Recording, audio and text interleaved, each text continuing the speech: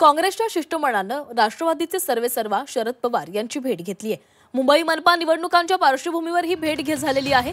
काँग्रेसनं स्वबळाचा नारा दिल्यानंतर पवारांच्या राष्ट्रवादीसह आघाडीची इच्छा काँग्रेस नेत्यांनी व्यक्त केली आहे। तसंच ठाकरे बंधू एकत्र आले तर आमच्या शुभेच्छाच असल्याचं वर्षा गायकवाड यांनी भेटीनंतर सांगितलंय। मात्र दडपशाही आणि कायदा हातात घेणाऱ्यांसोबत जाऊ शकत नसल्याचं गायकवाड यांनी स्पष्ट केलं।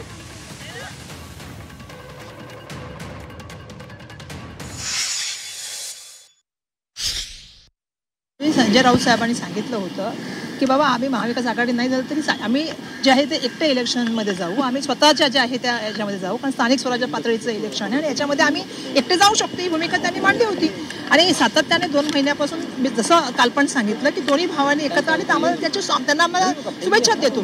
पण या माध्यमातून जे आहे आमच्याशी चर्चा व्हायला पाहिजे होती। काँग्रेस पक्ष आपल्या सगळ्यांना माहिती आहे की सातत्याने ज्या वेळेला आम्ही अलायन्स केली त्या वेळेला आमचा कॉमन मिनिमम प्रोग्राम राहिलेला आहे। इंडिया अलायन्सची असेल किंवा महाविकास आघाडी असेल, आमचं संविधान धागा धरून आम्ही कॉमन मिनिमम प्रोग्राम त्या ठिकाणी करण्याचं काम केलेलं आहे। आणि आम्हाला अशी अपेक्षा आहे की येणाऱ्या काळामध्ये मुंबई महानगरपालिकेचं इलेक्शन हे सर्वांना बरोबर घेऊन केलं गेलं पाहिजे।